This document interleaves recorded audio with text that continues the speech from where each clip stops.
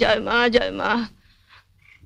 মিনু, হ্যাঁ মিনু, জয় বাবা, জয় বাবা, জয় ব্রহ্মা মহেশ্বর, জয় জয় জয় দুর্গা লক্ষ্মী সরস্বতী, জয় জয় ভগবান দেবতা। আমায় ডাকছো? দেবতা। তুমি কি গো, সকালে উঠে একটু ঠাকুর দেবতার নাম করছি, তুমি আমার ঝাঁটা দেখালে? উঠুন ঝাড় দিচ্ছিলাম, তো হাতে ঝাঁটা থাকবে না তো কি রজনীগন্ধা স্টিক থাকবে? আচ্ছা হলো তো, এখন বলো কি বলবে। শুনলে তোমার বোনের কথা শুনলে? কি গো শুনছো? আমার কথা শুনতে পেলে তবে তো শুনবে।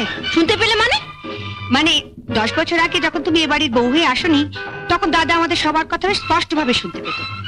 তারপরে এই 10 বছর ধরে তুমি দাদার কানে ऐसा মন্ত্র ঢেলেছ যে তোমার সব মন্ত্রগুলো জমাট বেঁধে গিয়ে দাদার কান দুটো জাম হয়ে গেছে।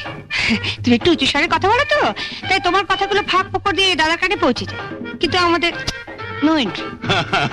তুমি হাসছো? ওর কথা শুনলে গা পিত্তে জ্বলে যায়। কি শুনতে বলছি? তুমিও দাদার মতো দুটো কানে নো এন্ট্রি বোর্ড ঝুলিয়ে নিলেই পারো না। এখন তাড়াতাড়ি বলো কেন ডেকেছো? ওদিকে আমার অনেক কাজ পড়ে আছে। আগে মশারি তুলে, বিছানাপত্র ঝেড়ে, তারপর ঘর ঝাড় দিয়ে, তারপর আমার জন্য 1 কাপ গরম চা, একটু আদা দিস। কাল রাতে হঠাৎ ঠান্ডা লেগে গেছে, গলাটা কেমন ব্যথা ব্যথা করছে। তোমাদের সংসারে কেন যে আমি মা দুর্গা হয়ে জন্মালাম না? হঠাৎ কথা বলছো না, মানে মা দুর্গা হয়ে জন্মালে আমার কেমন 10খানা হাত থাকতো। একখানা হাতে তোমার মশারি তুলতাম, আরেকখানা হাতে তোমার বিছানার চাদর পাল্টে দিতাম, আরেকখানা হাতে ঝাড় দিতাম, আরেকখানা মানে আদা আদা থেতলাতাম। শুনলে না দাদা বললো আদা দিয়ে চা করে নিয়ে। আদাটা আগে না থেতলালে চাটা করবো কি করে? যাই এক এক করে কাজগুলো সারি। ওদিকে আমার এক দাদা কাজ পড়ে আছে। তা আগে থেতলাবো না ঝাঁটাবো? ঝাঁটাবে মানে আগে উঠোতে ঝাড় দিয়ে দেবো না দাদার জন্য আদা থেতলে চা করে আনবো? তোমার যা ইচ্ছে তাই করো, মেয়ে হয়েছে একখানা। আগে বরঞ্চ ঝাঁটাই। তুমি আমার উপর যা রেগে আছো, সব কাজ ফেলে দাদার জন্য আদা থেতলে চা করে আনলে তুমি আমার ভালো মানুষ দাদাটাকেই থেতলে দেবে। এখন তো হ্যাঁ হ্যাঁ করে হাসছো, বিয়ে দেবার সময় বুঝবে পাত্র চুটলে হয়। না জুটার কি আছে, দেখতে শুনতে ভালো, কাজকর্ম জানে। কিন্তু যে একখানা মুখ, 7 দিন বাদে দেখবে শ্বশুর বাড়ির লোক হিড়ির করে টানতে টানতে এসে ফেরত দিয়ে যাবে। না না না, তোমাকে যখন বিয়ের 10 বছর বাদেও বাপের বাড়িতে ফেরত দিয়ে আসেনি, তখন ওকেই বা। কি বললে? তা নয় আমি। হ্যাঁ তুমি ভেবেছোটা কি সকাল থেকে বর্দার ঘরে বিছানাপত্র তুলছো, ঘর ঝাড় দিচ্ছ? কেন আমরা কি সংসারে টাকা দিই না? বর্দা শুধু একাই দেয়? সকাল থেকে ডেকে ডেকে পরে গলা ব্যথা হয়ে গেল। তাহলে তোমাকে বেশ করে থেতলে দিই। কি বললে? আমায় থেতলে দেবে? আহ, তোমাদের সবারই এক দোষ। কথাটা শেষ করতে দেবে তো? বর্দার ঠান্ডা লেগে গলা ব্যথা হয়েছে, তাই আদা থেতলে চা করে দেবো। আর তুমি বলে না যে আমার জন্য চেঁচি চেঁচি গলা ব্যথা হয়েছে, তোমাকে একটু থেতলে। কাকা মাচা পর হলেও চলবে, আগে এই শাড়িটা নাও। শাড়িটা সাবান দিয়ে কাচবে, কেচে মার দেবে, মার দিয়ে ছাদে গিয়ে শুকোতে দেবে। আর হাতে একটা কঞ্চি নিয়ে দাঁড়িয়ে থাকবে, দেখবে শাড়িতে কাক না বসে, বুঝলে? তারপর শাড়িটা শুকোলে ইস্ত্রি করবে, ইস্ত্রি করে আমার হাতে এনে দেবে। আমি এই শাড়িটা পরে সন্ধ্যেবেলা দাদার আশীর্বাদে যাবো। দাঁড়াও, তুমি তো গড়গড় করে বলে গেলে, আমি ঠিক বুঝতে পারছি কিনা দেখি। শাড়িটা নিলুম, এটাকে সাবান দিয়ে কাচলুম, তারপর ছাদে গিয়ে শুকোতে দিলুম, তারপর একটা কঞ্চি নিয়ে রোদ্রের মধ্যে দাঁড়িয়ে রইল যাতে কাকে না করে, তারপর এটা সন্ধ্যাবেলা ইস্ত্রি করে তোমায় দিলুম। ঠিক আছে, বুঝতে পেরেছি। না ঠিক নেই। ঠিক নেই? কাঁচার পর মারটাকে দেবে? মারের কথা তো তুমি ভুলে গেলে। কি যে বলে বৌদি, মারের কথা আমি বলে যাব? মারটা কখন কিভাবে দিতে হয় সেটা আমার ঠিক মনে আছে। আমি ঠিক সময় মতো দিয়ে দেবো, আর এমন মোলায়েম ভাবে দেবো না বৌদি, তুমি টেরও পাবে না। কি বললে? ওগো শুনছো?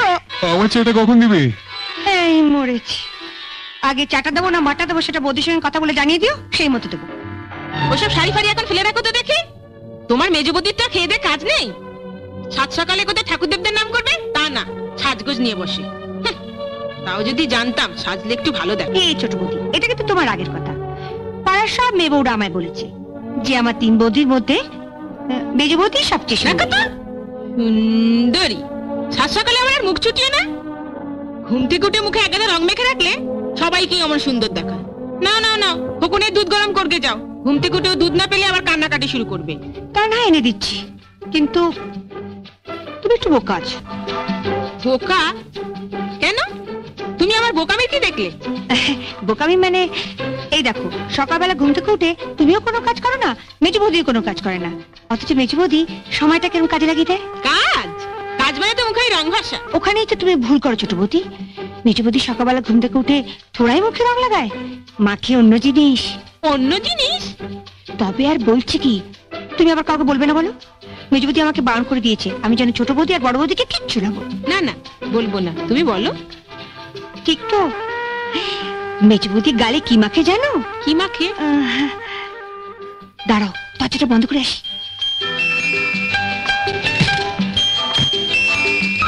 রোজ ঘুম থেকে উঠে মেজো বৌদি ঘরের দরজা বন্ধ করে কেন বসে থাকে জানো? কেন?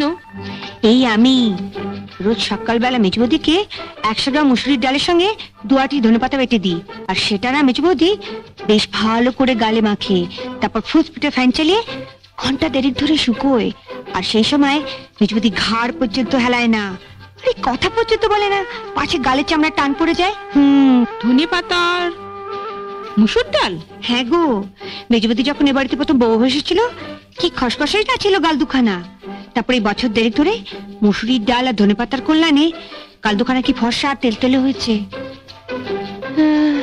তোমার গাল দুখানা যেরকম খসখসে। যাই বাবা, খবরের জন্য দুধটা গরম করে নিয়ে আসি।